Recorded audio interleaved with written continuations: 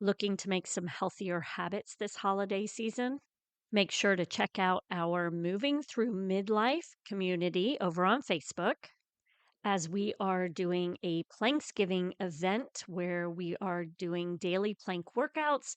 We will be doing an Advent for healthy, happy hips this holiday season, and then also have a sugar challenge, a 2-week sugar challenge that you might be interested in.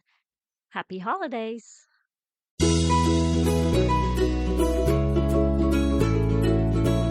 Welcome to Raising Healthy Humans, a podcast created for busy moms, where you can easily find info on health and wellness for your family. Join Courtney, a health coach, movement and posture specialist, and founder of FormFit, an active and supportive community where she helps busy moms move more. Here on Raising Healthy Humans podcast, she shares personal life experiences, training, knowledge, and conversations with other health and wellness experts so you can raise healthy humans.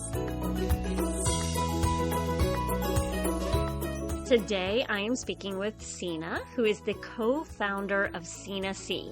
She runs the operations side of their business that brings wild Alaskan seafood direct to your door. She has a master in food science and nutrition. She is a mom of 3, and she is passionate about all things fish. Today, we discuss the importance of getting fish into your diet for the omegas, tips on helping it taste good so that your children will enjoy it as well, and we even discuss some great information about omegas and mercury that I was fascinated by and also excited about it. So I hope you enjoy our conversation. Hi, Sena. How are you? Hi, I'm great. Thanks for having me. Yes, of course. I had your fish the other day and it was delicious. My husband and I described it as buttery. And it had that fish flavor, right? So, when you think of obviously fish, but it was not overwhelming like some salmon is. And I don't know. And it also, one thing else I noticed was it smelled like fish, but not for an extended period of time, which I was like, oh, you know how sometimes it like lingers in your house? And it didn't with this. It was amazing. Right. We sometimes say it should smell like the ocean, but not like people always say fishy fish, which to me is kind of a funny term. But yeah, you don't want it really fishy, but it should smell like the ocean, like Yeah, and that's exactly what it was like. It was not overwhelming, overpowering, or anything, and it was excellent. So thank you so much for sending that my way. So I'd like to know, how did you begin Sena Sea? Well, I only chuckle because we go back 5 generations. So the beginning and the generations go all the way into Norway, where my grandpa learned to fish from his grandpa. And I read his obituary, which said he learned to fish from his grandpa, from his dad. Oh, and wow. So that's the chuckle. It goes way back. But that's a history of commercial fishing in Alaska. Okay. And I grew up with my dad being a fisherman. My mom owned a health food store, so we ate fish and we ate healthy food. But Sena Sea was actually born itself. My husband had been fishing for 25 years, so he married into the family and started fishing. He'd been a commercial fisherman for 25 years, and at that time I was staying home. I'd had a career in food science, and I have a master's degree in omega-3s for fish and whatnot. So I have definitely put some time and effort into the fish industry, which is just like, it just always has called me that way. But so then fast forward, Rich and I are driving to Thanksgiving. We have 3 young kids, and I was staying home with our young kids at the time. We're living really rural. And I'm going on to Rich about like, oh, he's fishing for Copper River salmon, the very best salmon, and he's on the marketing board. And I'm going, oh, well, you should do this and you should do that, and you should market it like grass-fed beef, and you should do this. And he finally just turns to me and goes, yeah, you should. And I said, no, you should. And he goes, no, you should sell my fish. And Ooh. it was a long drive, an 8-hour drive, but we got to Thanksgiving, all our family there, and we said, hey, we're starting a business. It's going to be called Sena Sea. That's So the rest is history. amazing. And then we did, which is the really crazy part. We did it. We just started it. Just started it. So what you sell is straight from the fishermen, right? Right. So is it, how many products are you selling? So when we first started, like with that story, we were selling Rich's fish, and now we have expanded to other fishermen that we also know. Rich is very connected in Alaska, so he catches Copper River salmon, sockeye, or excuse me, Copper River salmon, sockeye, king, coho. He Okay. also has always long line for halibut and black cod, and you Okay. also get with that with the long lining, you also get some Pacific cod and rockfish and things like that. And so we we also along the way we started a commercial processing facility because that was the missing link. So it's like, okay, here's the fish on the boat, right? But it's but what you have to get it cut and packaged. And you saw we have these nice 6-ounce packages, vacuum sealed. So along the way, we actually purchased a custom processing facility with some investors. And so now we fish. We also have fishermen that fish that we know very well. The fish comes into the dock. We process it at the custom processing facility so it can be just the way we want it. And Perfect. then it goes to me down in Washington. I live in Washington State. Okay. And we ship it out from there per people's order, and we pack the boxes with a portion of this and a portion of that. And so that's kind of the full. I can't even remember if that answers your question, but that's Oh, it the does. that's the long answer. Yeah. So basically three types of fish, right? Yeah, we have salmon, and it's Copper River. So of that, like I said, 3 species: Copper River king, Copper River sockeye, Copper River coho. Okay. And then we have halibut and black cod, which are caught long lined in Alaska. Okay. Um, and and with those, they catch on the same long lines as Pacific cod and rockfish. And of those fish, and lingcod sometimes, Okay.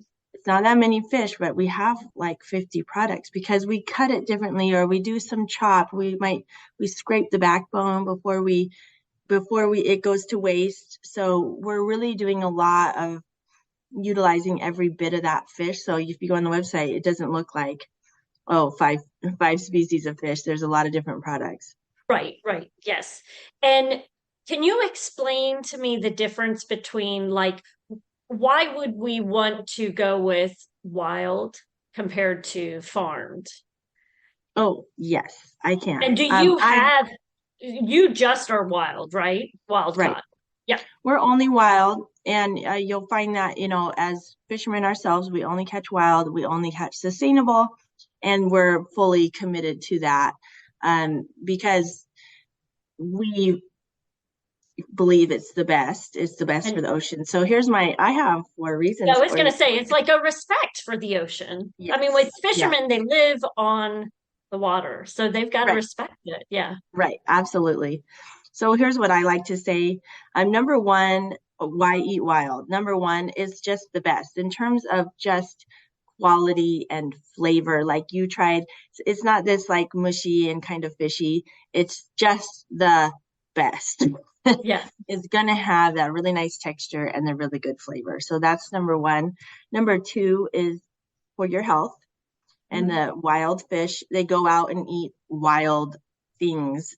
They're not eating little fish pellets that were manufactured somewhere, or dyes and things like that. They're not fed antibiotics and any weird stuff. They are going out and eating real fish diets. And therefore, they're healthier for us. So they have the proper ratio of omega-3 and omega-6. You see that with farms sometimes. They're in a pen. They're not Mhm. exercising the same. They're eating pellets. So they'll have, oh, yeah, they have the same like omega-3s, but their omega-6 ratio is really high. And so things like that where it's just off. It's not how they're supposed to be. Right. So the omega-3s are huge with fish. It's super healthy for people. and you want to get that good ratio. So there's the health. I mean, also they're high in, they're all the good things. Let me look at my list. High in B vitamins, potassium, antioxidants, all of that. The color, when you see, it's just like vegetables. That bright color is antioxidants. I mean, it's the color is good for you, just like eating the rainbow in vegetables. The other reason to eat wild is it's better for the salmon.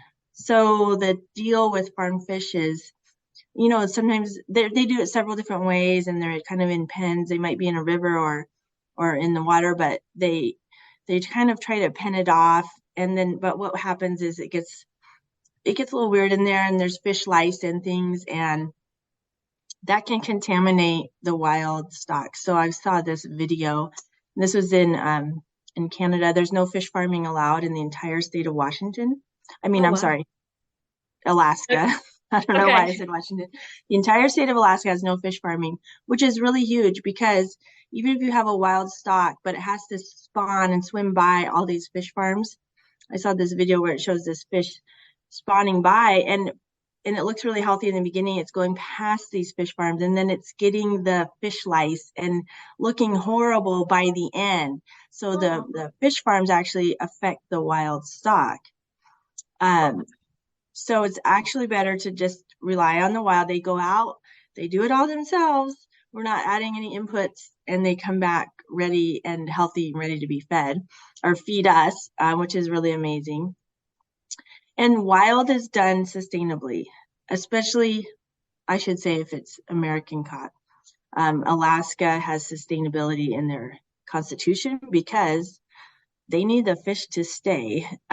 They don't want to overfish it. Just like when you have fishing families like us, generational fishing families, it actually makes a lot of sense when you really think about it. We're all told, like, fishermen, they go out and they overfish, but when you're talking about generational fishing families, they want to fish in the future, just like the state of Washington, or I keep saying that, Alaska, they want fish in the future. So the wild and the sustainable, it's like, they're counting all the fish. They're first letting the escapement go by for spawning, and then catching the rest. So the amount that we can catch, it depends on the amount that is there that year. And sometimes there's big years and sometimes it's smaller, but we're always catching kind of the extra, not what needs to go spawn.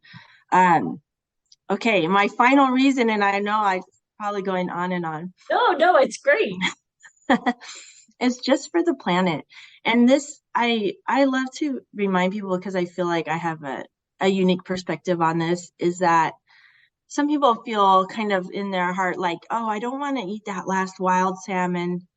What if there's not enough? And the whales need it and everything else needs it.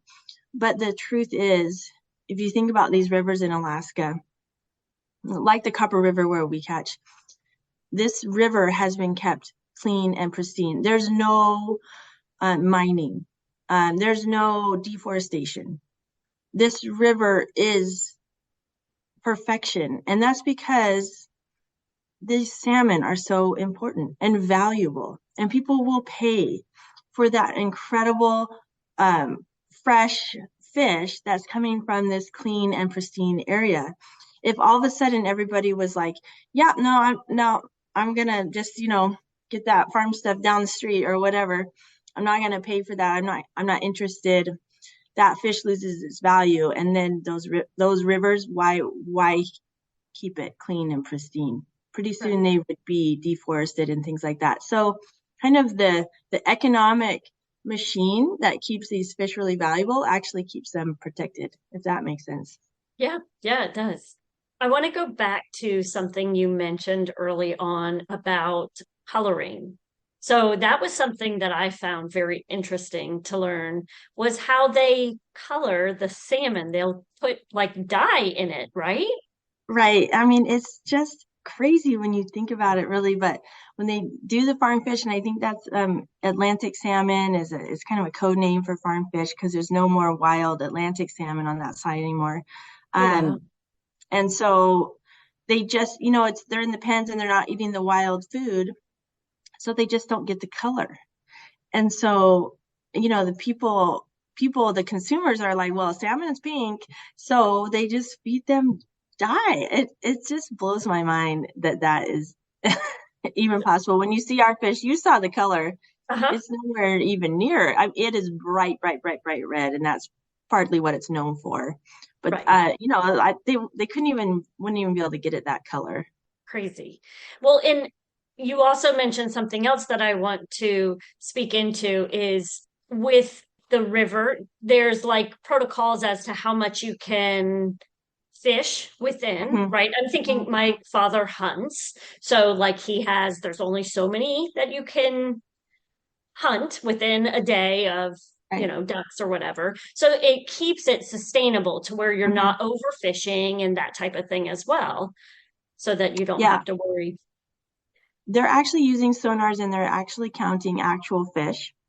And they have targets for as the season starts, they have targets for how many they want to be spawned by this date and this date and this date. And the openings come every week, and it's based on that data. Every single opener they have to have hit that target spawning amount, and Hmm. then they'll open fishing. And the fishing is not, some people think of a river with like a net across it.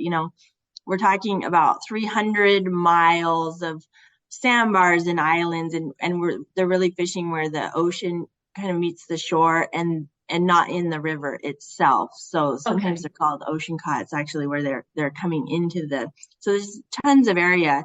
And so they have to have met the target numbers, and then they'll open it for 12 hours, 24 or 36, depending on how it's looking. And so it's a way, as we go, to make sure that first the fish are spawning, the amount.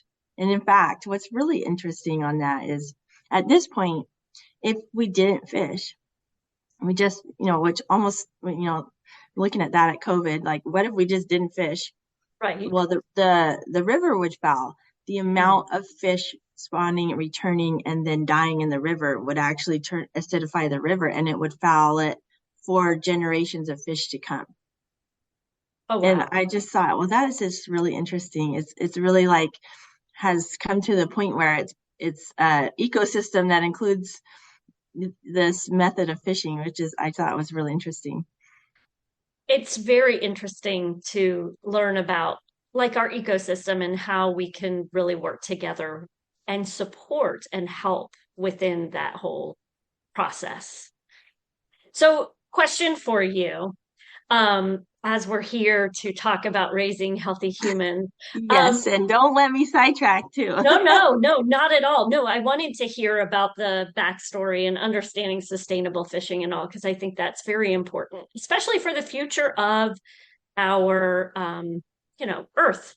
So, Right. with getting our children to eat fish, do you have any tips or tricks or um, information you can provide on helping? Because it's just one of those things. I will say that, like I mentioned in the beginning, because the smell was not overwhelming in this house, the children, my kids, they were definitely more interested and wanted to taste it than Mhm. some of the past fish that we've brought in the house. So, That's good. No, well, I have three kids myself, and okay. I mean, first off, I love even the name of your podcast, because to me, raising healthy humans is my first priority and Mhm. what I do. And I'm just lucky that I have a freezer full of what I feel is the healthiest, not only the healthiest fish, but the healthiest food on the planet in my freezer, ready, ready to go. So I feel like I'm a little bit lucky that way. Um, but yes, we feed fish to all of our kids, of course, and all of our company, our guests. And I often have, people come over, and we love to host, and we have people over, and I'll kind of have a mom kind of let me know before, I don't want to feel bad, but my kids, they don't really eat fish. So, and I just go, hey, it's not a problem. I know every single person comes and tells me that real secret thing. But to me, it's a multi-pronged approach, and I love it. I feel like it's a challenge. To me, it starts before the meal's on the table. I mean, just like all fish and all food and all the vegetables. I mean, my kids eat all of it and all the vegetables too. I feel like a lot of it is in attitude, right? It's just like my mom taught me, put the food on the table with pride, whatever you're putting on the table, just in your own attitude that you're yes, this is dinner, this is wonderful, whatever. And so it's kind of not a non-apologetic, not like, oh, this is fish, you guys, and I don't think you're gonna like it. Right. So to me, that's really important. And it sounds funny when I say that, but I see parents doing that when they come over. They'll be serving it up and go, well, I'm not sure you're gonna like this, so I'm not gonna put very much on your plate. And it's like, well, you're kind of telling them not to like it. Yeah. Yeah. So I think a lot is attitude. And then when we have kids over, I talk about Rich catching the fish. So it's just like them going to a farm or a garden, picking the vegetable themselves and cutting it up. They're going to be a lot more interested in eating it.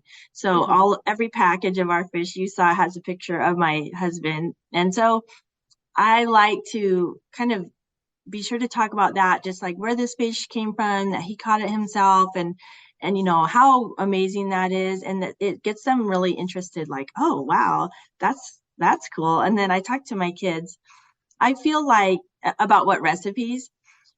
Kids are like adults. I mean, they just like good food, and fish is kind of like steak in that the higher the quality, just the better it will be, without, take away all the recipes and this and that. It's just, at the end of the day, the better the fish is, the better it will taste. And so you can kind of rest assured. It's like, if I got a really nice steak, I don't feel like I need to do anything really crazy to it. I don't try to hide fish in stuff, and like, to me, that just tastes weird. I just, prepare it as fish. But also, I feel like they like it to taste good. And a lot of times with fish, it's number one, the quality, and number two, keeping it moist. So overcooking the fish and drying it out, the kids are just like, it's like overcooked steak, like it's dry in their mouth, like, no, thanks. But if you cook it, so it's still moist, you're trying to really keep that moisture. It's going to be much more tender for them. And I find that makes a really big difference for kids. So when I'm cooking for kids that I've been told don't like fish, I might do a couple different recipes. One, I will often cook black cod, also known as sablefish. It's a white fish. It's incredibly moist. It's really high in omega-3s, the highest of all white fish. And I sent you some, you'll find it, you'll be like, wow, black cod is really special that way. So I cook it with a really simple preparation with soy sauce, ginger, and garlic. Bake it in the oven. It doesn't dry out. That's one. I mean, I love cooking it for company because it doesn't dry out. You look like you're an amazing chef every time, and it's moist. And what I find is that kids like that moistness. It's not dry in their mouth, and they're kind of like, oh, especially if you don't tell them right before they eat it that they're not going to like it. Right. Yeah. And when everybody else around the table is enjoying it and really just into it, and they just feel free to just kind of on their own, like take a bite, no pressure. They just go ahead and try it. And I can see them eating it and they like it. The other thing for, I'll do salmon for kids. And again, it's really retaining that moisture. So you don't want to overcook it, and you might want to use a cooking method that really retains moisture. But sometimes what we do is we cut it up into little chunks. And it's almost like chicken nuggets, right? So we'll skin it, cut it into chunks, little squares, and then we'll season it, toss it with some olive oil and garlic and seasonings. And then they're kind of nuggety. We put it in the pan and fry them and kind of roll them and rotate them so they're getting a little bit crispy on each side. and then you Okay. have a little dipping sauce. So then it's that kind of nuggety, little piece, not overwhelming. Dip it in the sauce, and it's tasty. So Okay. that's the other thing that I do for kids that they seem to just like that. It's very, very kid friendly, but Yeah. it's actually can be more moist than even a chicken nugget. And so I think they like that. Okay. So, frying it, and you could even put it like in the air fryer. I noticed that there were some Mhm. recipes, in something I was looking at, and I was like, oh, that's a great idea. I don't know. I just always think fish is so flaky, but then you mentioned that you sell it in chunks, right? As well. Yeah, and we call it chop, and it's the pieces that would normally be wasted that after you cut the portion, so it's little chunks, but they'll hold together. And I've cooked in the air fryer, and it works really well. Okay. It could dry it out, so you want to just think about that Um, because it's a lot of air. So I do black cod in the air fryer because it doesn't dry out. okay. Good information. Okay. I didn't know that. So thank you for letting me know because I'd end up messing it up then. So you mentioned that you and your family eat it often. How often do you recommend eating fish? I think it's the ADA. The big recommendation for fish is twice a week, and I Okay. think that's a really great place to either start at, or work towards. And Yes. and I think that it's like, especially when it just shows up at the table more often, and people go, well, of course your kids eat it, and it's like, well, yeah, because it shows up at their table often, and if they didn't, they'd be hungry. I always say that with vegetables. Like I always put, even when my kids were little, I'd always put the vegetable on their plate and they would have to eat it. And I um, mentioned about my son's girlfriend, how she may not have eaten as many vegetables. And here I say, I know you don't like this, but I need you to eat one.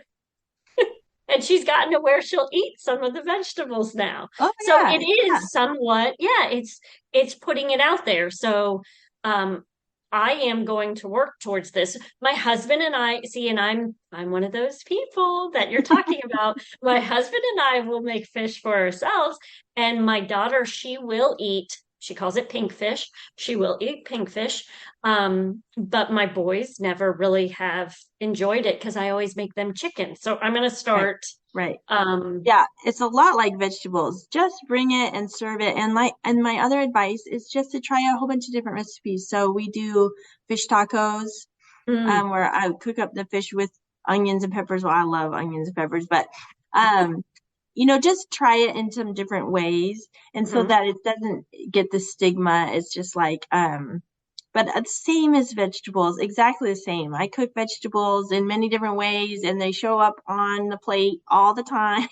Mhm, And it's mhm. like after a while, they'll just sometimes. Here's my other secret: I put it on their plate, and I don't look. I don't look if they're trying it or not, because it just ends the power struggle. Like I don't care. I told my Right. kids, actually, I love this, but I've always told my kids from the beginning, like, part of being at the table and polite table conversation, we do dinner around the table, is like, if you have personal preference about the food, that's fine. It's just not a dinner time topic. At the table, it's not polite. And Mhm. so I'm just like, if you don't like something, just eat something else. Just quietly put it to the side. Pretend like you're at your friend's house. Mhm. Mhm. just just put it to the side if you need to, but like the dinner time topic isn't going to be your personal likes and preferences, because as kids they change.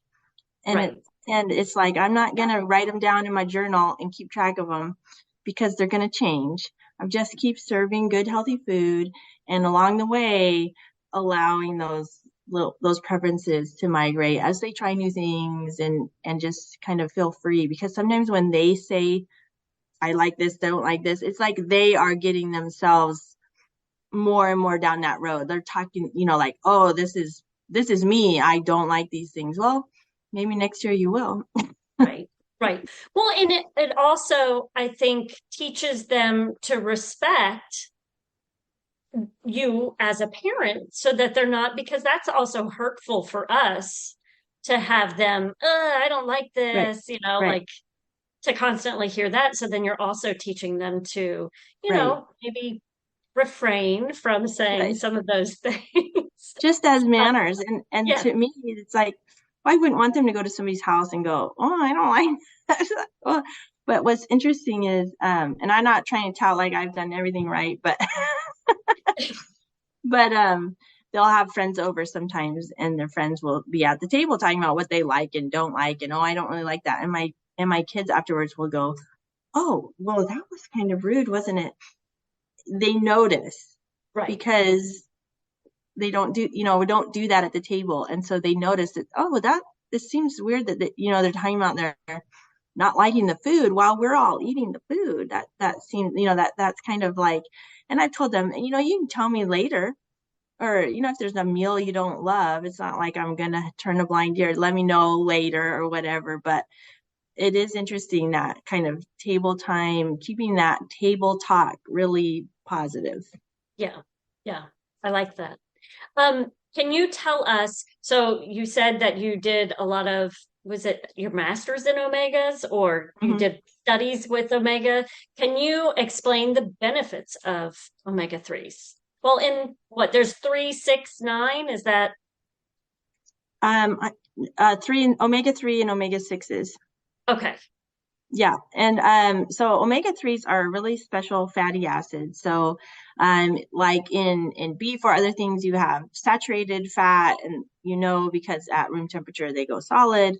Um, omega 3s are unsaturated fatty acids, and they come primarily from fish, although they can be in other things like nuts and seeds and things sometimes. But they're touted as the healthy fats, Mhm. and that's because of their special properties. I'd have to go crack open my books to get deeper than that. But omega 3s, it does make fish really special, where it's like, okay, the more fat, the more healthy, also the more delicious. And so it's kind of one of those, win-wins on fish. And Mhm. omega 3s are known to um, reduce the risk of heart disease. Mhm. So the omega 3s, if you think of it, it's the opposite of saturated fat, right? It's liquid. And so it can help the arteries flow. And those are very generic terms there. It fights inflammation. And as we have learned, I mean, inflammation is really huge. And especially as we get older, and all the things that cause inflammation. So you have omega 3s fighting inflammation, which is really huge. I know that there's some inflammation diets out there, and they lean really heavily on salmon, which is great. That the more times you can eat salmon a day, kind of the better. It's how I feel. It protects brain health. So omega 3s are great for the brain. The brain feeds on fat, and Mhm. it helps your brain health. So if the kids have the big test coming up or something like that, we'll feed them high omega 3 fish. So like black cod or salmon with omega 3s. And my mom always called it brain food. And so it can just really help the brain. It's like helps oil everything up so everything's working. Another super scientific term there. And then omega 3s have also been kind of studied and looked at for maintaining weight control.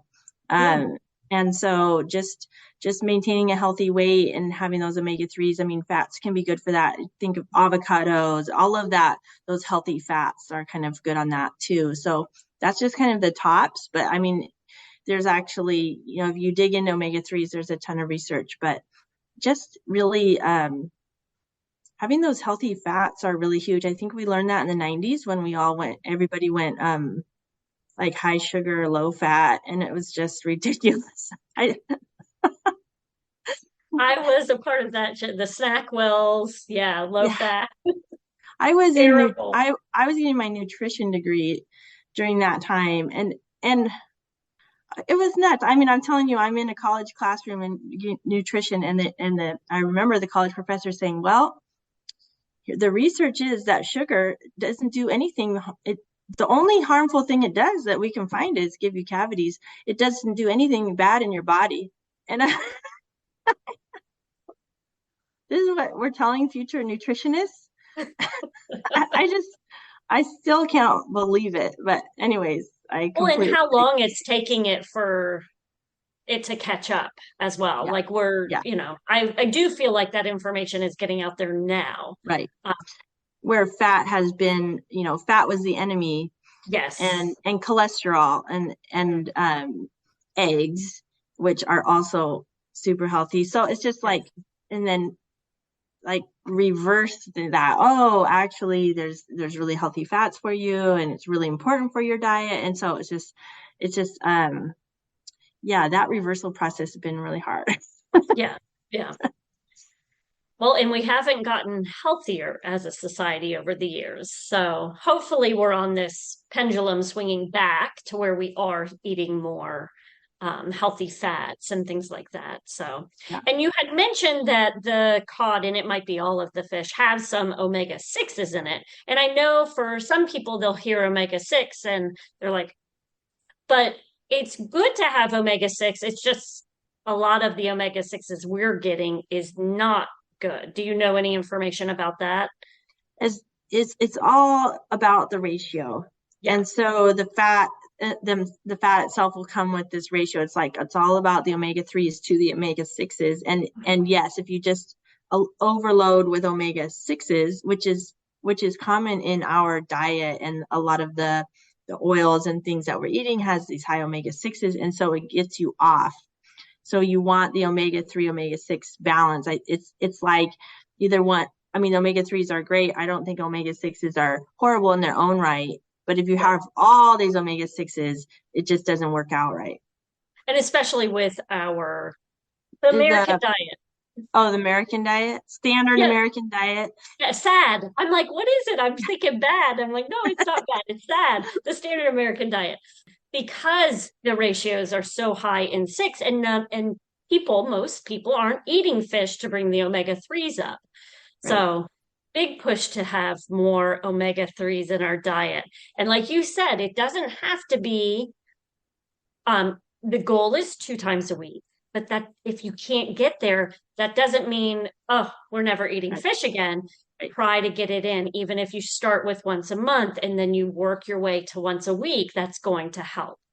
Absolutely. Yeah. And I've talked about that and done some blogs on that. It's just start from where you are Mhm. and just work to increase. And it's like, if it's like, okay, this one recipe is working in my house, do it. Yes, add it. And then play around with another one, and play around with a different type of fish too. I think we kind of hit on that a little bit with all the types on our website and different types of recipes. I have a halibut recipe that I do, like the pieces in a coconut broth over Mm. rice and with mango. It is really fantastic. So if you serve fish once or a couple times and it's like doesn't go over that well, don't give up.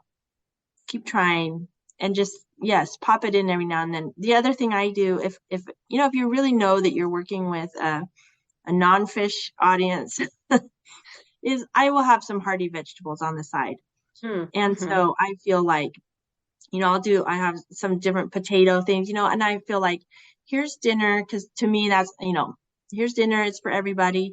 But if I have some hearty vegetables on the side, or a hearty side that I feel like the kids will eat, then they won't starve to death. And I don't have to, go prepare another meal. They can just rest a little heavy there and have a few bites of the fish and move on. And I don't have to have this power struggle on, like, did you eat enough fish? Did you eat your fish? Did you eat all that fish? It's like, yeah, have a little bit and have some of this. So that's the other thing that I do, just to make sure that, okay, I feel good about my kids are going to be fed at this dinner. Mm-hmm. There's something for them to choose. And then just keep trying, keep moving around, keep trying some different fish and some different recipes. Excellent. I have another question for you. Can you explain mercury and the concern about eating too much fish with mercury? Absolutely. That is a question that comes up a lot. So I do like to address it for people.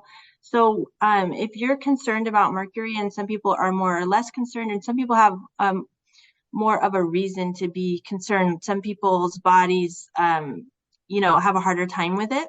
And so I understand that. If you're concerned about mercury, what you really want to do is look for fish higher in omega-3s. So it's actually an inverse proportionately with mercury. So the fish with the higher omega-3s is going to store less mercury in their body. The reason fish and mercury is a thing is that the fish, mercury doesn't ever go away. So fish that have a long life and are eating a lot of other fish, it's going to accumulate. So it doesn't accumulate where there's omega-3s or fats. So the two things, actually, the one thing is you want to look for the high fat. So that's the salmon and the sablefish, black cod that we talked about, high omega-3s. So there's another benefit to omega-3s. You also want to look for a shorter lifespan. So it's just had less time in the water to eat a lot of other species and accumulate that mercury. So that's where salmon, again, goes high on the list. Their lifespan is maybe 4 or 5 years tops. Whereas sablefish is a little bit longer, but again, they have the high omega-3s. You get into halibut is a bottom. They live on the bottom and they have a long lifespan. And that's where halibut have kind of gotten a bit of a bad rap for the mercury. Okay. The halibut that used to be caught, you hear about halibut that are 200 pounds. They call them the barn door. They're really huge. They've been alive a long time. So they have that accumulation. And that's a concern. But I would also say that for Sena Sea, what we do is we cut the smaller fish. So when the fish are brought in off the boat, they grade the fish by size. And we purposely cut a smaller fish. And it's going to have less mercury because it wasn't alive as long. So, and the fish you're not having as many of these 200-year-old fish anymore. You're getting more of these smaller fish. And so the mercury concern is less with those. Excellent. Thank you. I have learned something with that. I love that. Because I always wonder with mercury and right. To know that the higher the omega-3s, the less chance of that. That's awesome. Excellent. Yeah. Well, I'm glad you asked. Thank you. Yeah. And I appreciate you checking. I know it can be a hot button for some people, but it is nice to be able to get the information out so people can make a choice, an educated choice. Perfect. Thank you so much. Can you tell us where we can find you? Oh, absolutely. All the places that you are. We are on Instagram at SenaSea_seafoods. And our website is SenaSea.com, SenaSea. And I really welcome everybody to jump on our email list. That's the place. That's where I am. I'm writing the emails every week and I'm talking to people just about the things that we just talked about. I might talk about how to subscribe to fish, and here's my suggestions. And if you have just some fish in your freezer, you're going to eat more of it, I promise. So jump on our email list because I really do kind of really try to dole out some good advice and lots of recipes there. And then you get 10% off your first order too when you do that. Oh, great. And then you also mentioned that your website has recipes and everything. And then like when you sent the fish to me, there were recipes that you sent as well. Yeah, we have tons of recipes on our website and I put new ones in our newsletter too. But every box has recipes. That over and over what I hear from people is, well, how do you cook it? Just feeling just unsure about how to cook it, prepare it. And so we do, I just do everything I can to make it feel easy and accessible and like, okay, I can do this. You get a handling card on how to freeze it, how to defrost it. You can actually just, if I forget to pull out anything for dinner, it's like, I can pull the fish out, put it in cold water because it's individually packaged, start the rice. And by the time the rice is ready, I just put the fish in the pan. I mean, and it cooks in 15 minutes. It's actually fast food. Yeah. So I just want everybody to feel comfortable and doable. And yes, you can do this. And so recipes on the site, but also we for every species in the box, we put in a recipe card so that you just will never feel like you're left stranded. Okay, that's great. Can you let our listeners know, and if you're stuck with this, I know one already, but what is one thing that if they took away from this episode, what is one thing that they can do this week to start working on raising healthier humans? Oh, well, try a fish recipe. Was that too obvious? But find a recipe, find some wild fish, and especially if maybe you've only served farm, maybe the wild will taste better and have that better texture. So find some good wild fish and try a recipe and serve it with a smile. Excellent. Thank you so much for taking time out of your day for this conversation. Oh, I really appreciate it. Thank you.